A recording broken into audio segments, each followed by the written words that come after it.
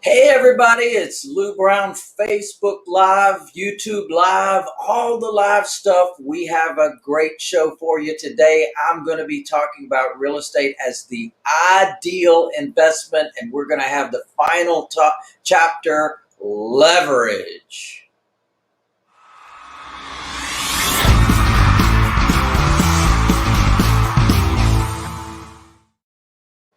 Yeah, baby. Yeah. I hope you have had a fantastic last week, and this week has already started off big for us. And I've got some really cool stuff for you. I like to start off with the wins of the week, and we've definitely had a great win this week. We had a gentleman join us. His name is Ericus, and he was a real player, and it's just a great example of who we are and what we do on the path to home ownership, right? So you, as a certified affordable housing provider, you offer a program in your local community and anywhere else you want to called the path to home ownership. And we had this great guy. He showed up. He said, listen, I want that house. And so he says, well, and we explained to him, well, it need about, I think that particular property needed about $6,600 as the option fee. And so he says, I want that house. And we explained to him it's the option fee plus the first month's rent when you're at the silver level. Well, he was very interested in that. He says, well, my company is transferring me and they're going to be paying everything. And we said, yeah, baby, that sounds like a plan. Well, that plan ended up not being the plan that ultimately happened because the company did pay, but they only paid about $3,200. So whatever they told him they were going to do is not what they did. And so as a result, he had to continue to build up his money. Well, house number one came and went. He was not able to get that house. So then he says, well, I'm putting it on the next house that you have come available. Well, sure enough, another house did come available. He joined us about 3 months ago. Another house came available, and we said, Ericus, maybe this is the house for you. He went and looked at it. He said, yeah, baby, I want that house. We said, you got to get your money in. Otherwise, it's on the open market for other path to home ownership clients, and someone else might get it ahead of you. Well, sure enough, that's exactly what happened. Someone else got the home. So he says, I'm sticking with you. And we said, well, get the rest of the money in. So sure enough, he kept bringing us in 500, 1,000, 500, 1,000. He built himself up. And I'm proud to say last Monday, he closed on the home. Last Friday, he moved into the house. It was the third house that we were able to get him on. Turned out great. Of course, when we know who's going to move in, we know how much down payment they have. We know how much they can afford on a monthly basis. So that means we can actually go custom buy a property. In this particular case, this property came as a result of one of our clients who was on the path to home ownership, actually got good enough credit and good enough down payment to go buy somebody else's house, which was just fine with us because that's exactly what the program is built to do. It's built to help people build up their credit, build up their down payment. And they might buy the house that they're in. They might buy a different house. And sure enough, that's exactly what happened. But now Ericus has the amazing opportunity to own this home. And we did this on our silver level rent to own plan. So certainly, guys, you have great opportunities out there to serve your people, serve your clients that are members of the program, and be able to help them get amazing home ownership. Now, today we are going to be giving away, at the end, I'm going to be giving away my book. It's called Doing Good While Doing Well. I'm going to give you a digital version, or you'll have the opportunity to actually have one shipped to you, a live version. And this is an amazing book because it does give you some great insight into people all across the country that are certified affordable housing providers. And it's their story in their local community about what they're doing and how they're doing it and how they've been able to help people to obtain home ownership. So it's very inspirational as well. And I'm going to give you an opportunity to have your own copy of that at no charge. How about no charge? You like that program? I think it's also known as free. Yes, I'm doing it for free for you. Let's see here. Now, one thing to say also about Ericus, I just wanted to mention that it was a foundation that put up the money for his initial down payment. So the company that he works for, well, let's just say it's the Colonel, if you know what I mean, in the food service business. And that's a franchise operation. So certain franchises happens to work for a bigger franchisee, and they have their own foundation. So they actually gave him down payment assistance. And that's one thing you want to introduce to local foundations. And you also want to look for foundations that will help their employees to obtain home ownership. Now, you can introduce the concept to local foundations. And in fact, in my House Monster system, there is a letter to foundations in there. So take that as a reminder that foundations many times will give down payment assistance, especially to employees that allowed the foundation to occur in the first place, or the company and business that allowed the foundation to occur in the first place. What a great thing that you are helping that person with, and also that the foundation can do to help the community. So I thought I'd mention that to you as well. All right, now we are now headed into our topic of the day, and the topic of the day is leverage when real estate is the ideal investment.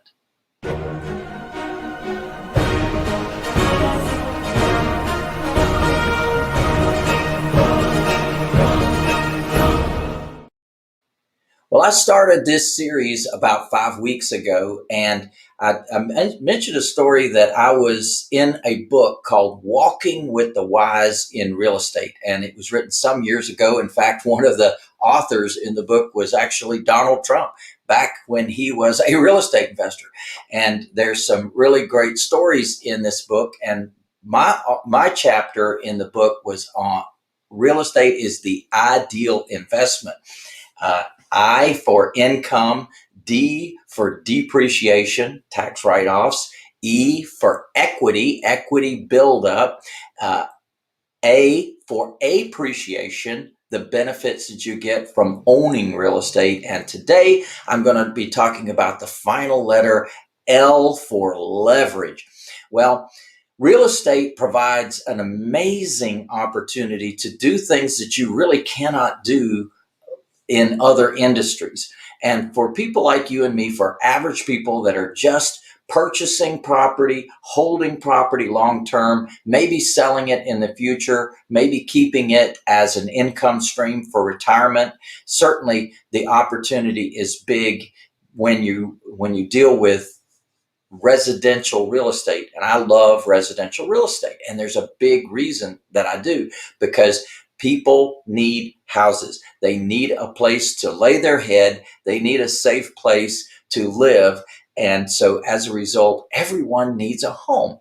Now, in our world, real estate allows something that other investments don't allow, and that is to leverage that asset. Now, let's say, for example, that you buy a piece of real estate. Well, the bank will automatically give you 80% of value. Now, that means that if you buy a property for $100,000, the bank will give you $80,000. You can take that $80,000 and invest in other real estate, or you can buy that $100,000 property and the bank will give you an 80% loan. But they will even, with insurance, go up to 97% of the value of the property. So all you have to put in is like 3% of the value of the property to own it. Now that, my friends, is what we call leverage, because you've got that 97% being financed by the bank. literally by your signature, you have now got up to 97% of the value of the property. And that can be a very big thing when it comes to being able to expand your portfolio, buy more properties, and leverage. So let's think about this.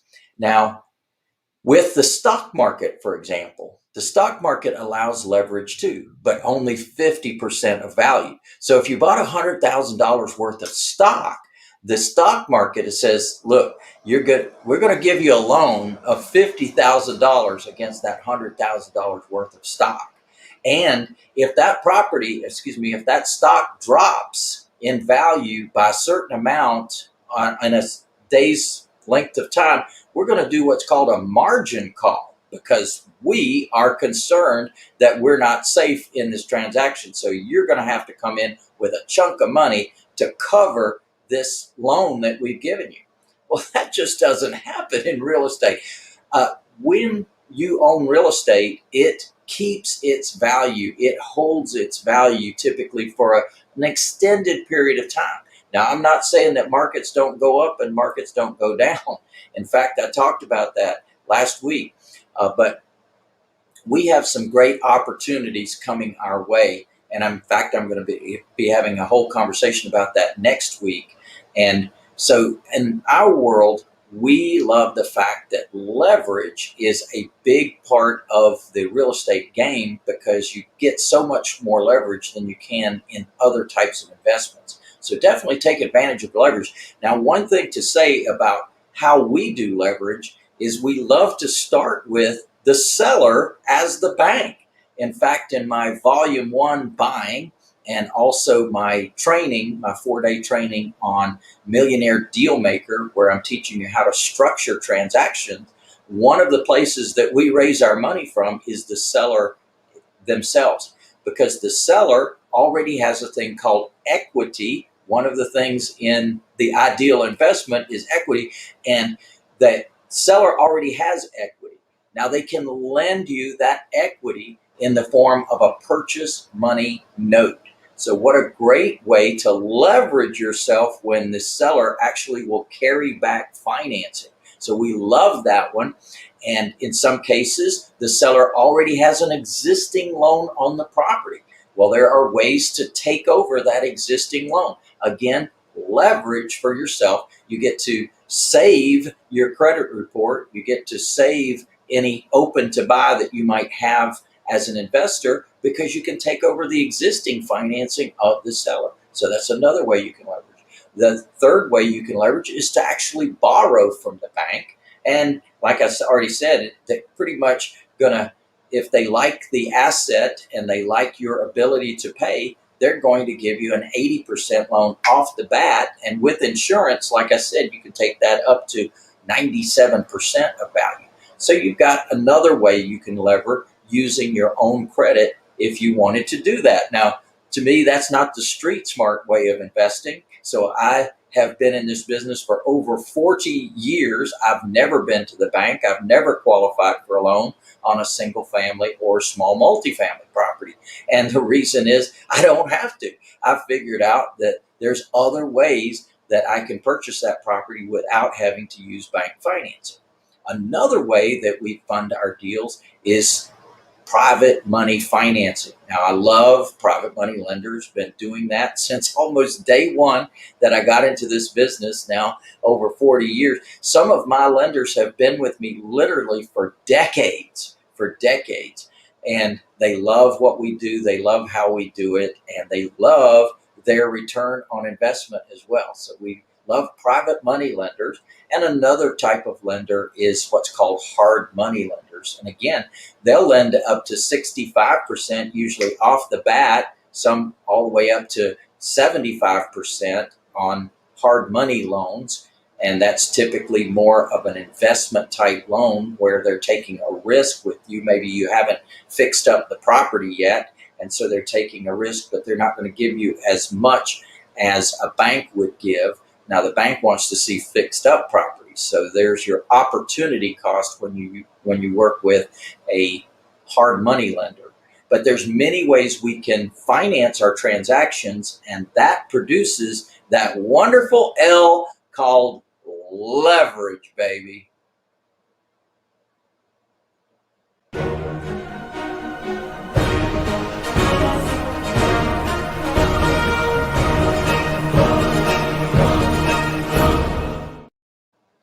All right. Well, we have an amazing opportunity. I love teaching and I love showing people how to build amazing businesses.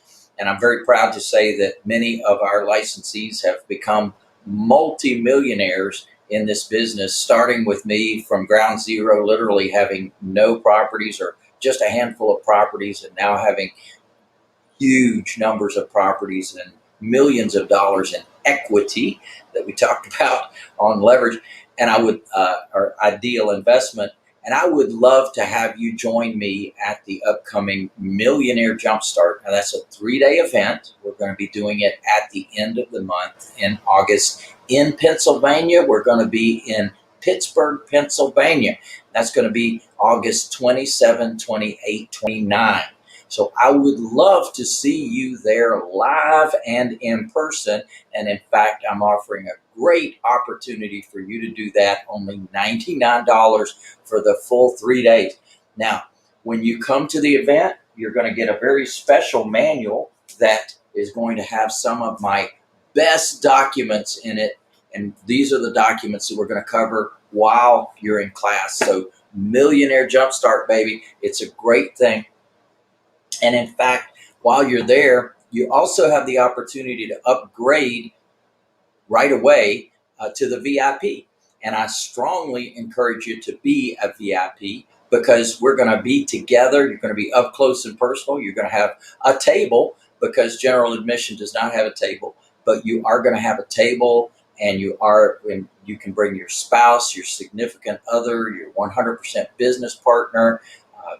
It's a wonderful thing when you have others that can support you in building your business. Now, one of the things we're also going to do is I'm going to take you to dinner. Isn't that a great thing on Saturday night? So all our VIPs are going to have the opportunity to join me for dinner, and I'm going to be buying. And another thing that is included in the VIP is a special one-on-one with good old Lou. That means it's a certificate that you can use anytime you want to. You could use it before the event, after the event. It's completely up to you how and when you use that certificate, but it's a private consultation with me. So think about, you might have a deal working, or you could have a deal working in the future. You got a chance to be mentored directly by Lou on that particular deal, or a challenge, an issue, whatever it might be, getting your trusts in place, having an issue with a resident, whatever the challenges might be in your world. I encourage you to join us at Millionaire Jumpstart, millionairejumpstart.com, and /Lou is going to give you a very special discount that we've got put together for you for this particular event. Can't promise you that that's going to be the same deal in the future. Things are going up. Things are becoming more expensive. So we definitely want to try to give you the opportunity to take advantage of this event while it's still so inexpensive, giving you an opportunity to learn the entire business model over a 3-day period. Now, I'm going to be focusing on buying right and buying cheap, holding property for the long-term return, and protecting all that you create using trusts. So we're going to cover the entire spectrum of real estate while we're together in that 3-day event. And I'm going to be giving you a lot of my street smart secrets that I've developed over 40 years of being in this business of buying, holding, and selling. So definitely join me for that 3-day event.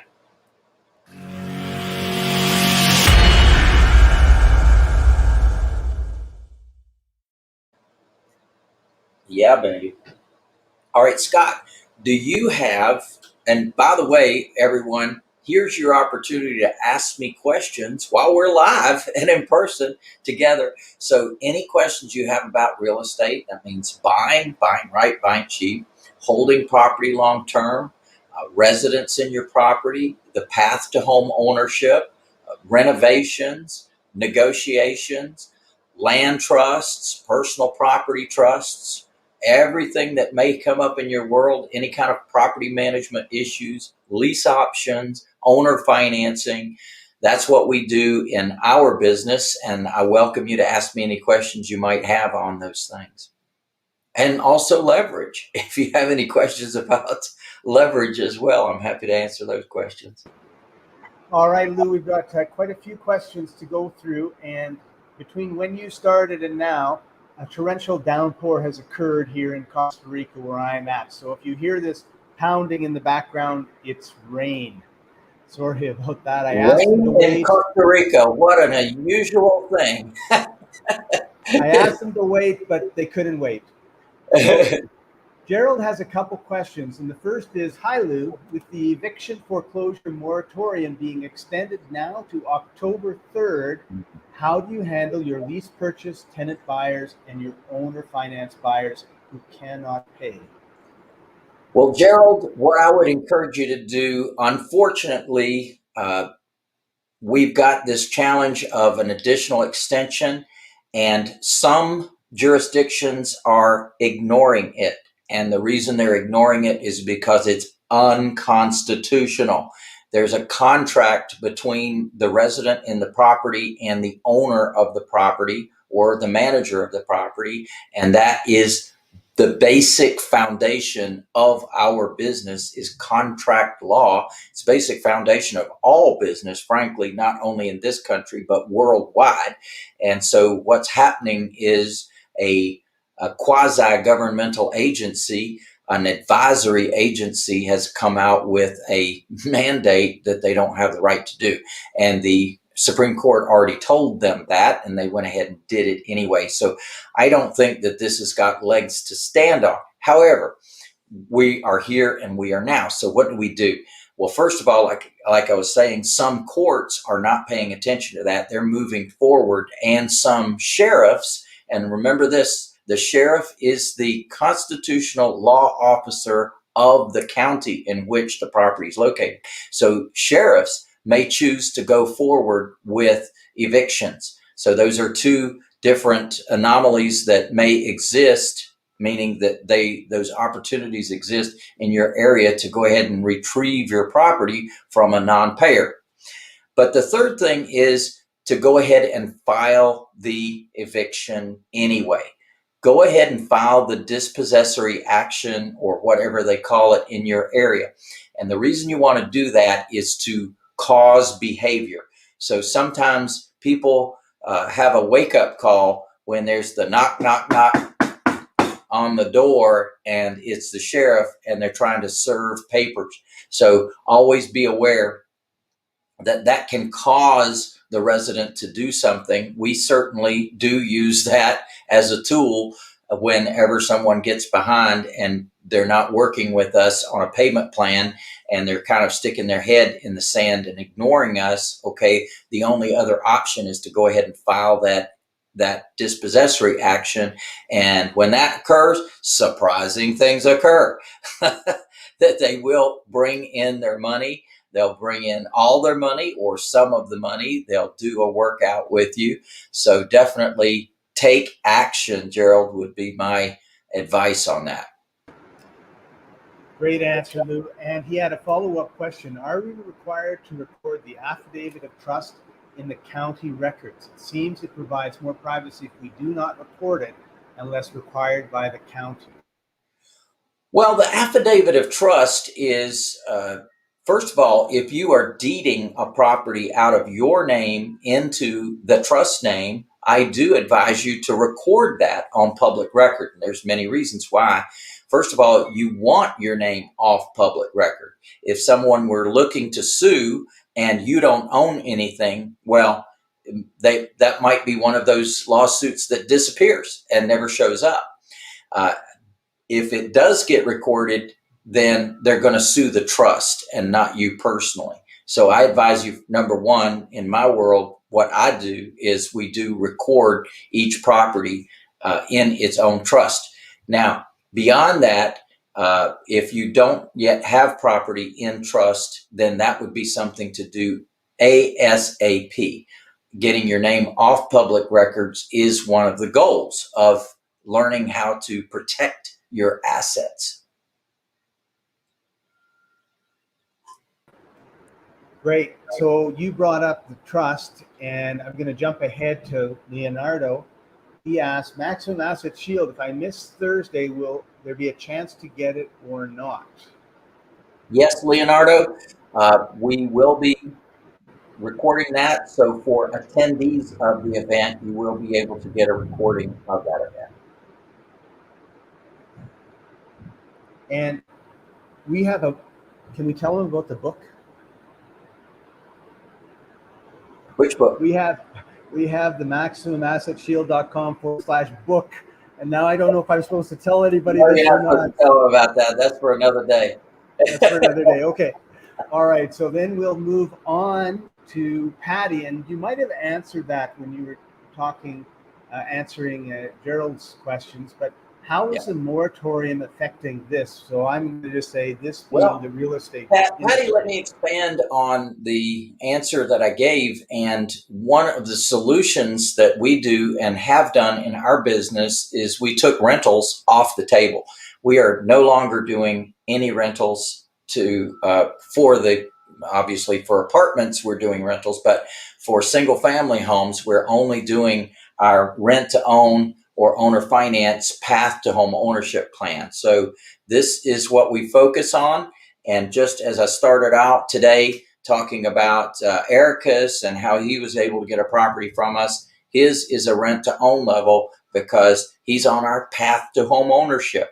And that's unfortunately how we have to do business in these COVID times is we took rent off the table. And that's the answer, because if you're getting 3.7% or more from your client that's moving in, well, you're covered pretty significantly, and it gives you an opportunity to confirm their income before they move in and make sure that they have a significant amount of income over and above what your rent is. So we look at take home pay, and we look at 3 times the rent. So if they're, as an example, if their rent is $1,500 a month, they have to have $4,500 a month in take home pay in order to qualify in the first place. So that money coming in, first of all, that protection of the income and verifying their income. The third thing that we're doing is we're requiring the resident who's moving in with us to go on payroll deduction.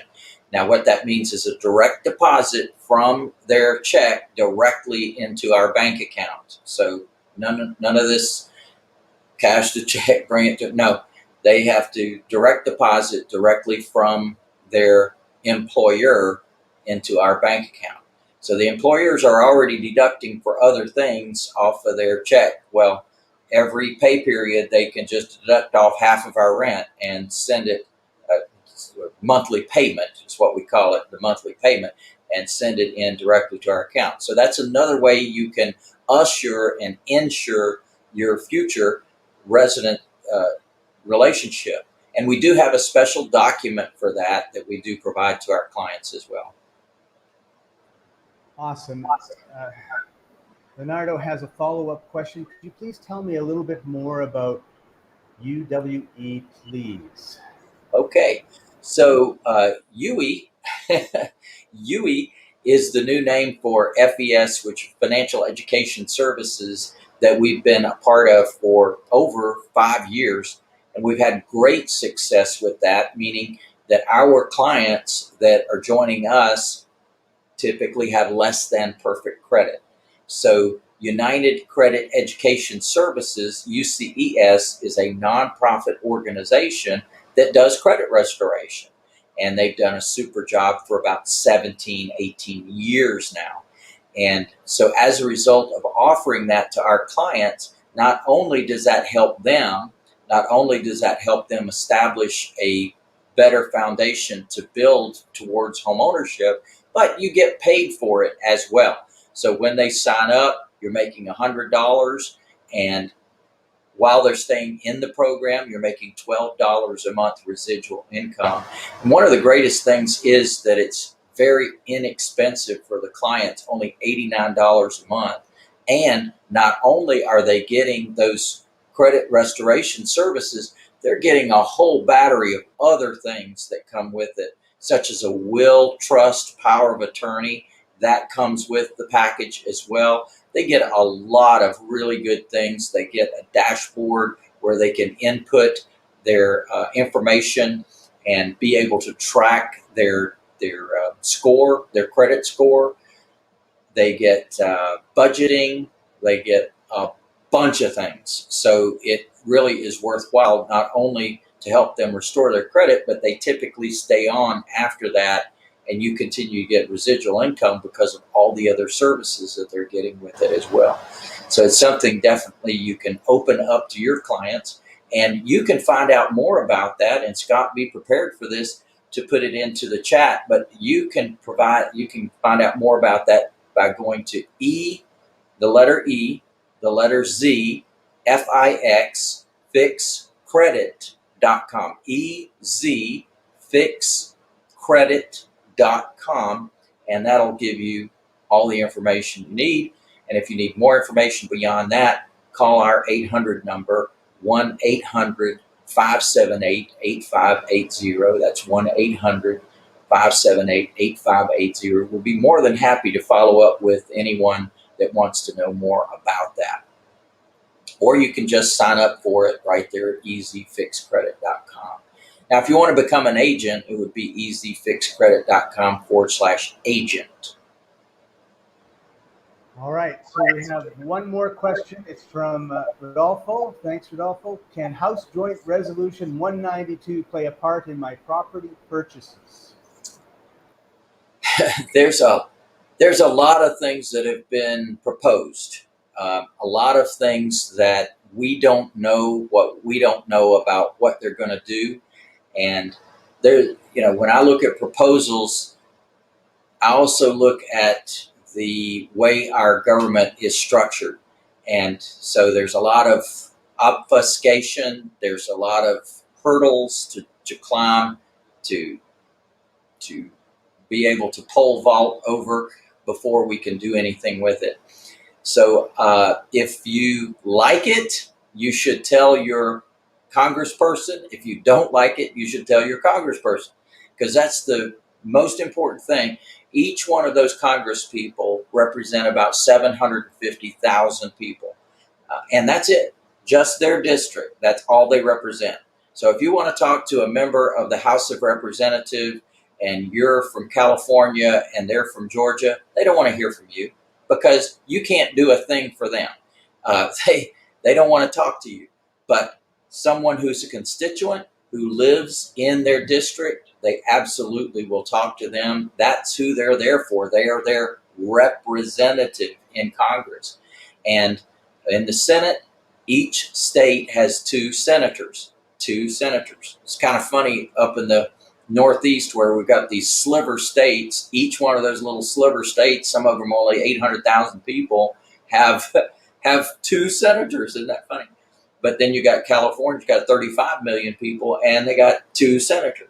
So it's kind of interesting how they structured that. But each state has the two senators, and you can communicate with each of those senators and give them your opinion, because each of those senators has a vote. So if it's coming over from the House to the Senate, or if it's originated over in the Senate to go to the House, whatever might be happening there, it could benefit you. Now, one of the things that they did pass in the last administration is they passed the enterprise zones. So those enterprise zones is another tax benefit that you can have investing in enterprise zones, about 8,800 enterprise zones. So there's quite a few that you might be investing in that you could actually get some additional tax benefits. I won't go into all of that, but there are tax benefits to certain types of investments in certain areas. Very important to find out what is available in your area that may have filtered down from the federal government, but also there's state programs, there's city programs, there's county programs, there's many different other types of programs that could incentivize you to invest in real estate. So I wouldn't be so concerned about just what's being done at the federal level, but there's also benefits at the state, county, and city level as well.